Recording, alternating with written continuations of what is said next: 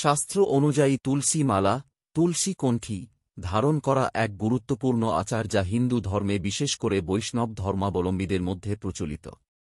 তবে বয়স অনুযায়ী তুলসীর মালা ধারণ করার বিষয়ে কিছু নির্দিষ্ট বিধান ও সামাজিক আধ্যাত্মিক দিক আছে। নিচে এ সম্পর্কে 10টি গুরুত্বপূর্ণ পয়েন্টে আলোচনা করা হল। 1. শিশু বয়সে ধারণ। অনেক পরিবারে শিশুর জন্মের পরই তার গলায় তুলসীর মালা পরিয়ে দেওয়া হয়।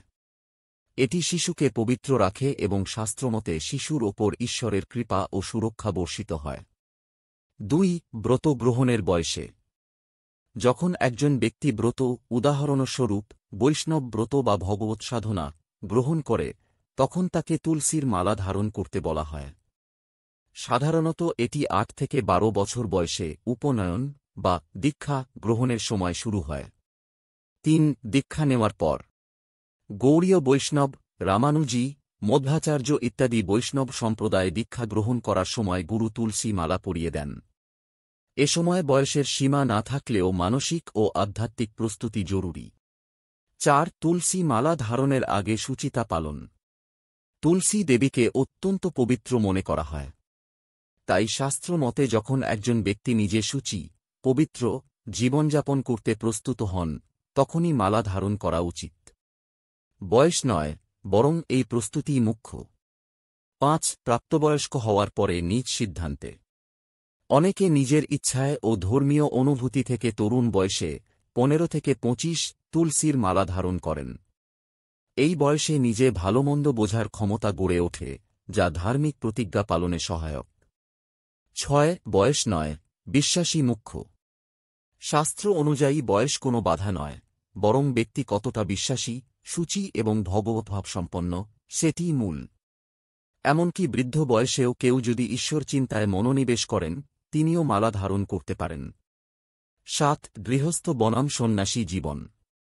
সাধারণ গৃহস্থ ব্যক্তিরা তুলসীর মালা ধারণ করতে পারেন, তবে সন্ন্যাস বা বৈরাগ্য গ্রহণ করলে এটি বাধ্যতামূলক হয়ে পড়ে। অনেক সময় তুলসী মালা 2টি বা 3টি স্তরে গলায় ধারণ করা হয়, যা সন্ন্যাসের স্তর নির্দেশ করে। 8. তুলসী মালা ধারণের আচার। শাস্ত্রে বলা হয়েছে তুলসী মালা ধারণ করার সময় নির্দিষ্ট মন্ত্র পাঠ করতে হয়, যেমন তুলসী কণ্ঠী ধারণম। এটি গুরু অথবা পণ্ডিতের উপস্থিতিতে করতে হয়, তাই একজন প্রস্তুত প্রাপ্তবয়সী ব্যক্তি তা পালন করতে পারেন। 9. নারী পুরুষ উভয়ের জন্য প্রযোজ্য। শাস্ত্রে তুলসী মালা ধারণের নিয়ম নারী পুরুষ নির্বিশেষে বলা হয়েছে। তবে কোনো বয়সে এটি নারীদের জন্য নিষিদ্ধ এমন কোনো নির্দেশ নেই, যদিও কিছু সম্প্রদায়ে রীতি অনুযায়ী কিশোরী বা অবিবাহিতা মেয়েরা পড়েন না। 10. ধার্মিক দায়িত্ব পালনের প্রেরণা। বয়ঃসন্ধির পরে একজন মানুষ যত বেশি আত্মনিয়ন্ত্রণের প্রয়োজন অনুভব করেন, তুলসীর মালা তো বেশি স্মারক হিসেবে কাজ করে। এটি ঈশ্বর চিন্তা, সততা এবং ধর্মপালনের প্রতীক হয়ে ওঠে।